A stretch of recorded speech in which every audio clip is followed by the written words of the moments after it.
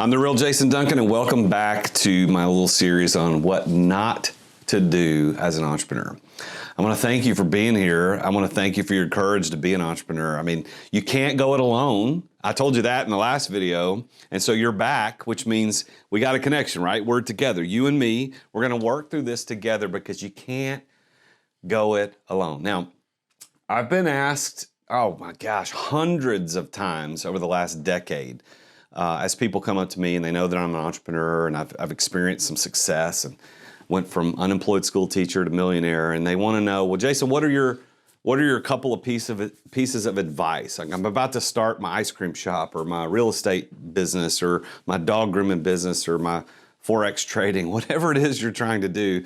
You know, they'll come and ask, well, what's step one? What do I need to do? Well, the most important piece of advice that I could give you as an entrepreneur is that you need a business coach. Not hiring a business coach, the only thing that does for you is absolutely nothing. It doesn't do anything for you.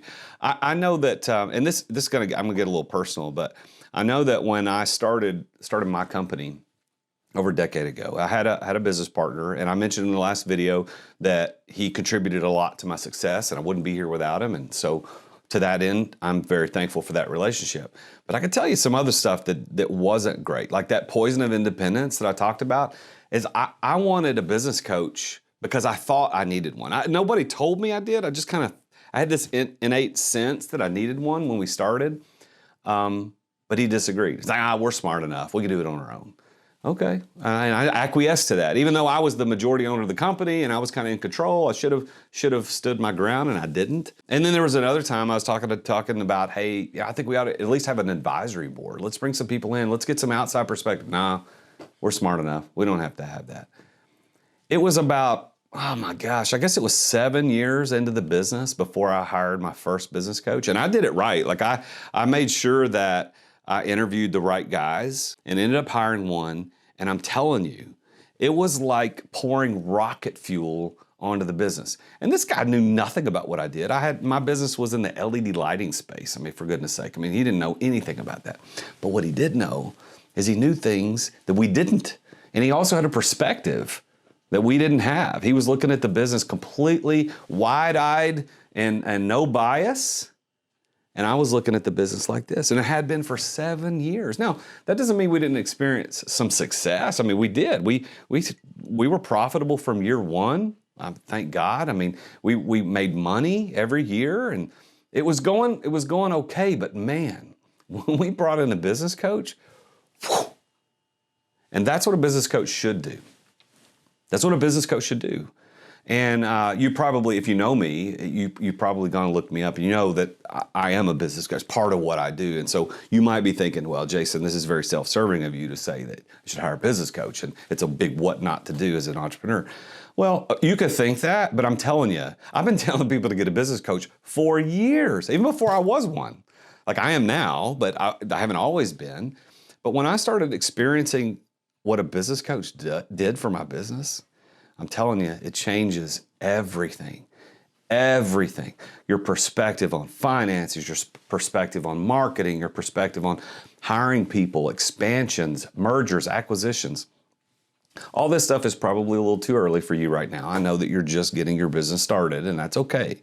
But you cannot go it alone. The biggest what not to do as an entrepreneur is going it alone. And the biggest thing I would recommend for you to do day one is hire a business coach.